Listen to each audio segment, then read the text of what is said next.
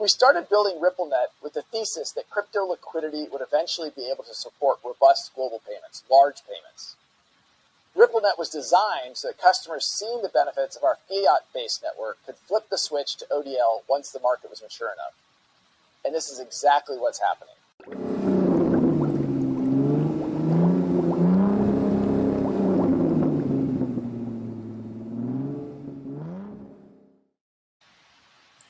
Hey everybody, it's Eddie from Tokyo. This is your cryptocurrency update from Japan. I'm going to play for you a clip. This is a clip that I believe is the reason why the company Ripple and the digital asset XRP were targeted by the SEC. I think there's no doubt that Gensler was put in as a white knight for the legacy banking system. God forbid we allow the fintechs to chip away at those fees with competition.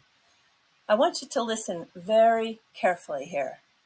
We think even in a stable economy like ours, that our Federal Reserve, with all respect, has a little bit of competition for the payment system. We Americans spend between $100 billion and $200 billion a year for our payment system. That's only 0.5% to 1% of our economy, but it's still $100 billion to $200 billion a year. And so startups and entrepreneurs have a chance to chip away at that and get inside of that. That's competition to the commercial banks and the central bank on our payment system.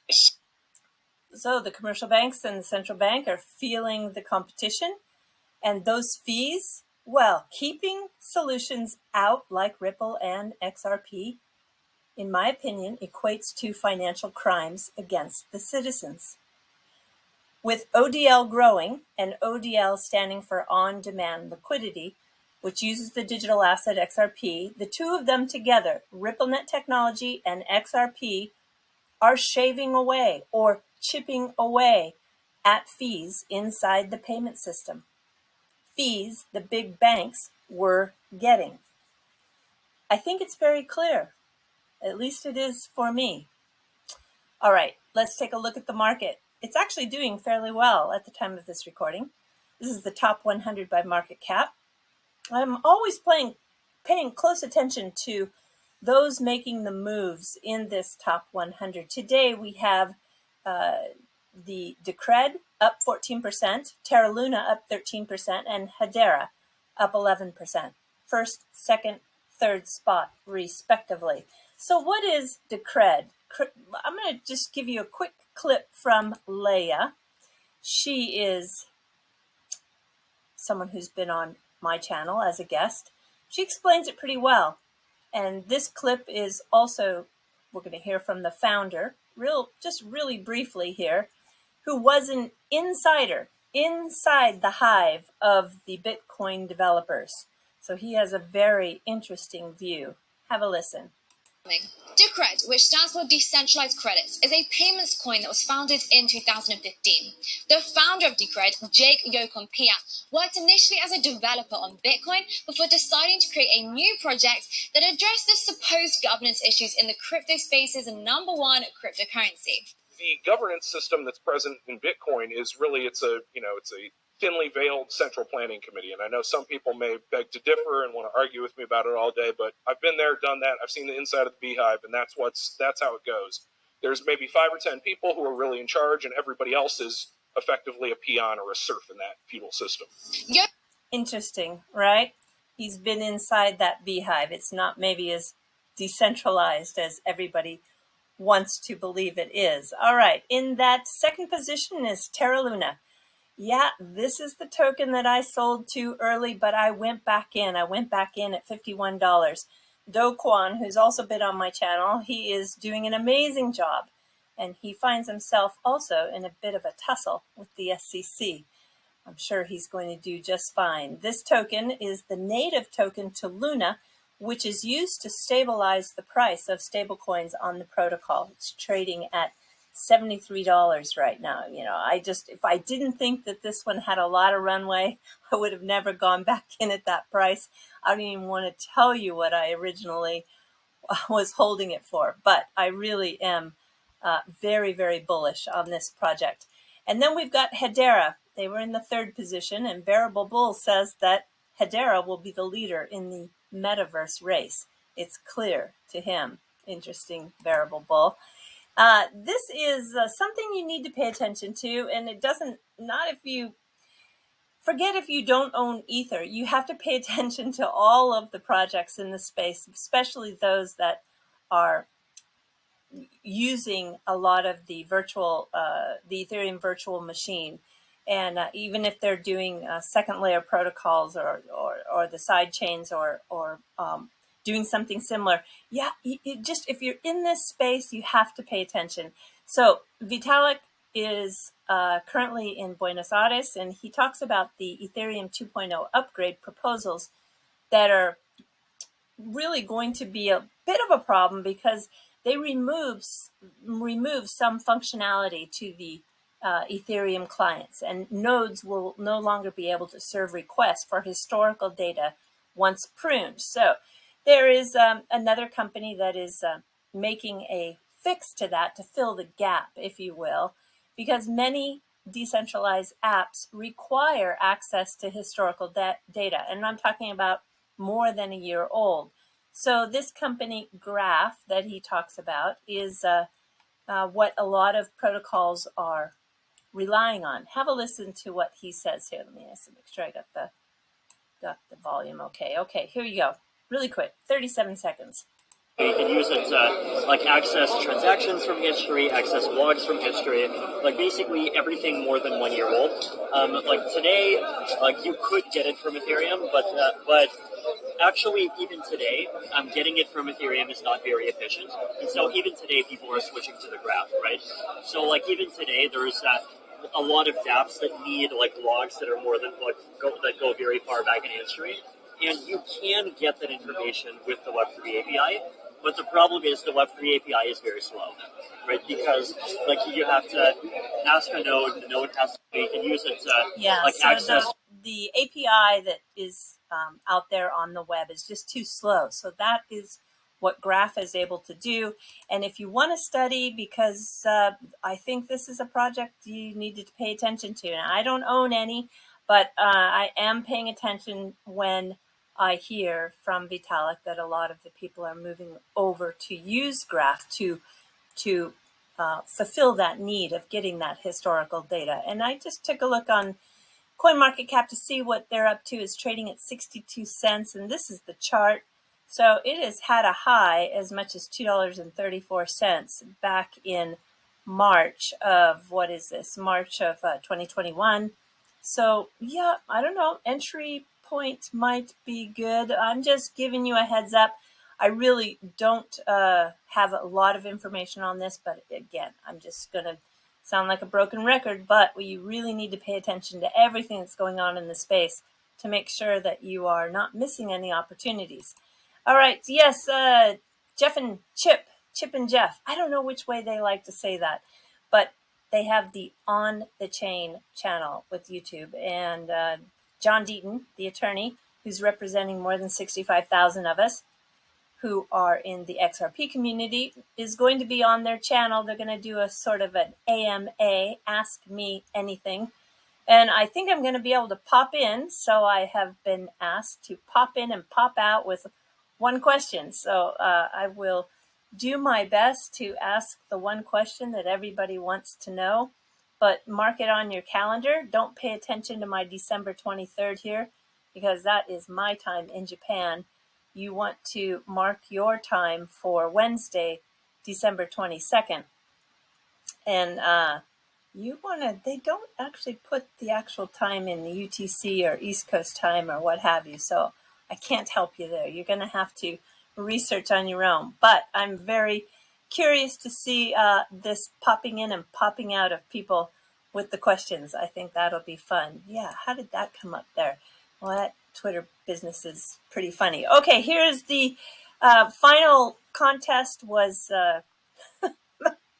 unbelievable how fast everyone is. I just couldn't believe it. Some of the responses to the questions to win this beautiful work by Johnny in the community came in as quick as like 3 minutes after it was posted. So just amazing. But I just wanted to tell you that this was in celebration to kick off his NFTs, and he's doing a collaboration with the Best FTSO, and you can find all of his NFTs under that collaboration link on the top header. And then we've got minuswells. Hats off to both Jungle and Minus for diving deep into the metaverse with their YouTube channel. I just really admire them to be able to embrace this new technology. And yeah, it's a little bit clumsy in the beginning, but that's what's so great when you see new technology just starting to be used. We'll be able to look back on this and have a big smile and say, oh my gosh, do you remember when? So I want to play something that just caught me with a huge smile when I was watching minuswells today. It's just 16 seconds, but here we have somebody who's doing his darndest to incorporate this technology and create a metaverse, and it's so cute. Have a listen. That being said, I hope you enjoyed the show. Hit the thumbs up button. Do me a favor. And that being said, minuswells out. Oops, gotta hit the mic at least once, you guys. Gotta hit the mic. Peace. It just makes me laugh. So he hit the mic and got that big kaboom. It's so funny. We'll talk about the metaverse. I'm always also paying attention to who's building on the XRP ledger. And I'm going to talk a little bit more about this project because I was able to talk to the two people who are behind it. And what is interesting is that they're taking it in the augmented reality, bringing the metaverse to retailers that are trying to recover from the current situation that everyone around the globe is suffering from, and to try to revive a lot of those local economies. It's a very, very interesting business model. I do have a lot more to talk about it, and we'll do so on the following episodes on this channel. But look forward to this. There are so many great things being built on the XRP ledger these days. And no, the XRP digital asset is not just for payments. No, it's not. It is the native token to the XRP ledger, and it has a lot of use cases out there. Don't let anyone fool you on that one. And yesterday, I was just having a lot of fun on a Saturday afternoon with Moon Chaser. We went to the Shake Shack. Is it Shake Shack? Yep, in Tokyo. We were in Ebisu, and we just had a great time. And I just want to tell you that she is really, really a sweet person, and she's working hard in keeping the ecosystem for the XRP ledger very vibrant and very much going in the right direction. And when you look at hamburgers, this is a chain in Japan called Domdom, D-O-M-D-O-M, Domdom. And yeah, you're in the fluff here because I needed to show you that they just started this new campaign where instead of a bun, you get 2 big, huge slices of Camembert cheese.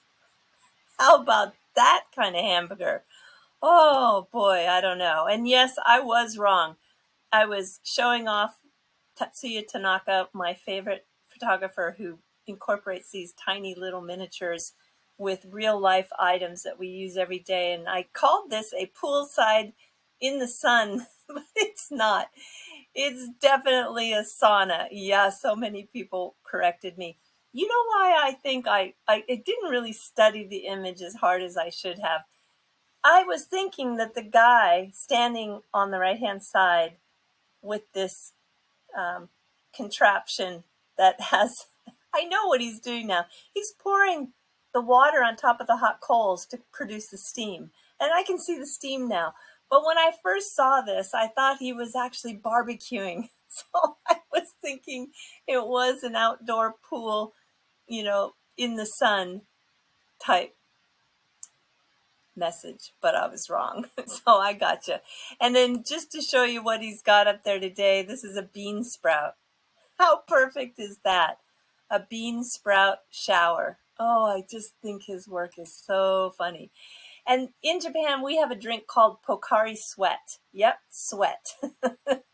Although that word doesn't mean anything in Japanese, so we kind of laugh about it as the foreigners who live here because, you know, it even looks like sweat. But it is a kind of a Gatorade drink, or, you know, a drink that brings a rehydration to the body that is needing a little bit of that action when you're doing some exercise or you're out on a hot day. So this was a really just one of those typical Twitter and Instagram photographs that you think, oh, how nice. She's got some young guy possibly giving her a bottle of Pocari Sweat when she was really tired. Maybe she's moving her suitcase through the trains and she's traveling and she's got that look on her face like, oh, I'm in love. And then she showed how she took the picture. Oh my gosh, yes, she does do yoga according to the post that she put up. But how creative is that? Oh my gosh, just makes me laugh. So today's video was just hopefully to give you a little bit of relief from the insane criminal actions that are taking place by the SEC. All right, everybody, do take care. Sayonara for now. Bye-bye.